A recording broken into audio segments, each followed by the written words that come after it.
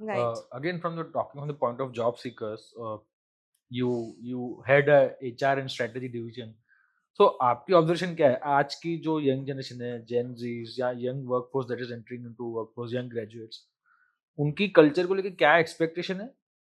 और वो एक्सपेक्टेशन या वो perception of culture, is it the same what the companies are projecting, or there is a huge mismatch between the perceived culture of the people who want to work and the actual culture that people who are giving work are projecting? When I was initial days 20 years back, तब हमारे HR में एक topic हुआ करता था IR. ठीक है, IR में सिमिलर क्वेश्चंस आते थे, एम्प्लॉई एम्प्लॉयर.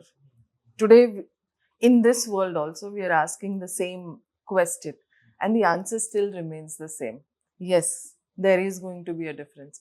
Every generation, हर एक generation, हम जब आए थे workforce में तब हम हमारा dynamics लेकर आए थे, ठीक है. फिर आए millennials, अब आए हैं Gen Zs, ठीक है.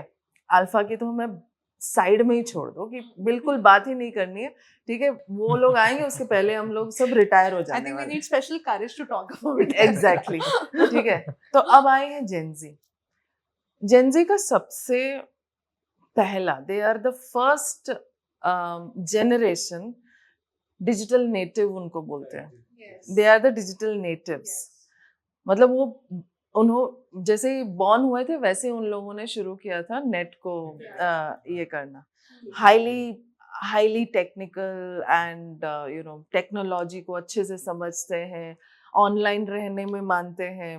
फ्रेंड्स से ज़्यादा ऑनलाइन फ्रेंड्स ज़्यादा होंगे, ऑफलाइन फ्रेंड्स कम होंगे. तो ये जनरेशन जो आती है ना, इनकी एक्सपेक्टेशंस, और मैं अकेले नहीं कहती हूँ, आप डेलॉयट का कोई भी रिपोर्ट पढ़ लो, केपीएमजी का कोई भी रिपोर्ट पढ़ लो, they are outlining the same thing. Flexibility, they need flexibility.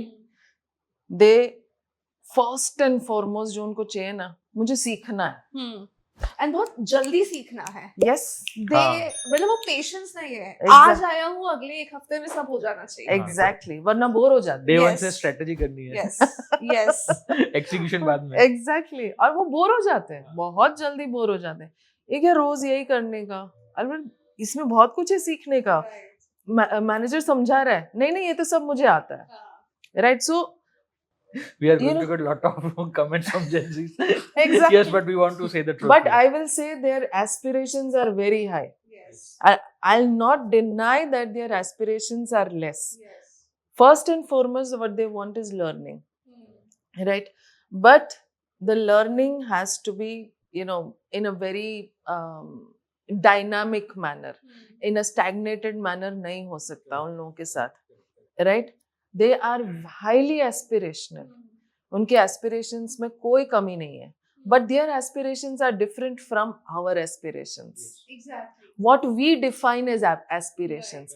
तो अगर हम उनके मैनेजर हैं तो हमें ये समझना पड़ेगा कि aspirations for them is not climbing the corporate ladder, it is doing things meaningfully, what they want to do. They have to find a purpose in whatever that they are doing. तो उनको अगर आपने वो end purpose कि client को कैसे value मिलता है वहां तक नहीं समझाया ना, so they'll not find value in what they are doing. I think मेरी जनरेशन में हर लड़की को CEO बनना था. I don't think so. Gen Z से अगर मैं किसी से पूछूंगी तो उसको नहीं बनना है. Now CEO. everybody wants to become a digital nomad. Yes. So that is what. So they are different. We have to understand that. And organizations, they are adapting to it. So coming to your question, learning, flexibility, and of course money. I'll stop at this 3. The list is long. I'll stop at this 3. These are top 3 factors. Yes. जहाँ पे expectation और Yes. And the purpose is happiness. happiness. They want to find happiness. But don't you think so? Happiness is very subjective. Exactly. So मतलब ठीक है, happiness किसी को किसी और चीज में मिल सकती है, किसी को पैसे में मिल सकती है, किसी को किसी और चीज में मिल सकती है, but at the end of the day आपको नहीं लगता कि कुछ और ही ढूंढ रहे हैं? So the purpose that they are looking out for is different from what we see as a purpose. For us, purpose is that promotion, good appraisal. No, for them it is very, very different. Their definitions are totally different. So coming to your question, what do they expect and whether we are ready or not, हम ready कर रहे हैं अपने आप को.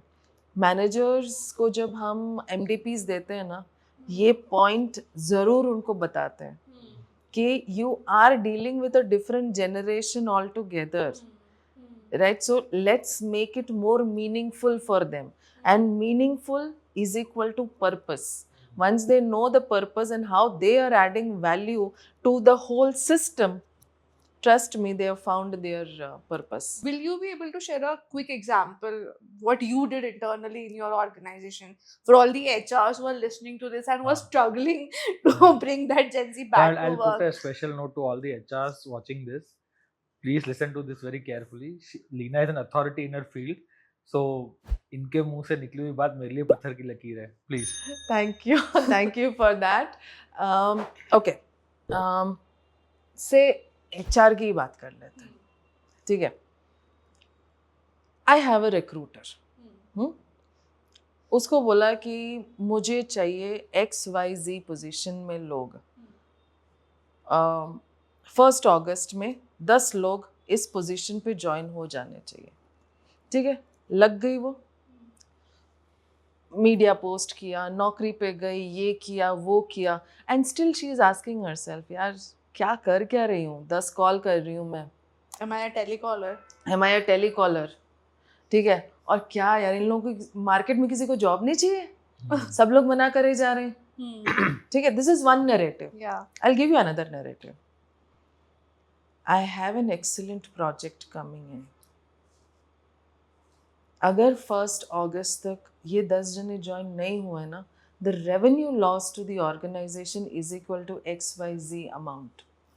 Would you ensure that I do not lose this revenue? Correct.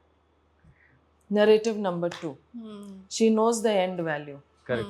जान लगा देगी. So you attach the end goal with the process. Exactly. Got it. Value दिखाओ उनको कि कैसे organise, because they are glued to me. ऐसा नहीं है कि they are not glued to me, but until unless I give them a purpose. अब वो सिंपली ऑर्डर्स फॉलो नहीं कर सकते. They will not follow you blindly. They want to know what they are doing and the reason because you are making them do it. So somewhere down the line, I also feel जैसे हमारी generation में success और happiness was defined कि 10th 12th boards में अच्छे कर लो, अच्छे college में एडमिशन लो, अच्छी कंपनी में जॉब कर लो, फिर वो रणबीर कपूर बोलते हैं ना 25 तक शादी, 30 तक बच्चा, फिर ये कर लो ये कर लो. So everybody followed that. यहाँ इंजीनियर बन जाओ, सीए बन जाओ, डॉक्टर बन जाओ, लॉयर बन जाओ. इसके बाद के सारे प्रोफेशंस तो क्रिमिनल हैं. मतलब वो पर्सिव उस टाइम पे था. Gen Zs are also following the same thing. मतलब जैसे अगर कोई नया रेस्टोरेंट या नया कोई हैपनिंग स्पॉट खुला है टाउन में, everybody wants to go there. Everybody, हर किसी को यहाँ बीच पे जाना है या पहाड़ों में जाके वर्क लाइफ बैलेंस बनाना है. It's just that the Gen Z is not fitting into the traditional narrative of the society. किया हमारी जनरेशन में भी वही था, वो भेड़ चाल ही चली थी. बट अब जो भेड़ चाल है वो शायद डायरेक्शन अलग है, इसलिए हमको बोल रहे हैं कि नहीं तुम ऐसे हो तुम वैसे हो. Exactly, that is what I am saying. Definitions, हमारे टाइम के डेफिनेशंस के साथ उनको अगर हमने जज किया ना, तो trust me, we are going to have an issue over here, right?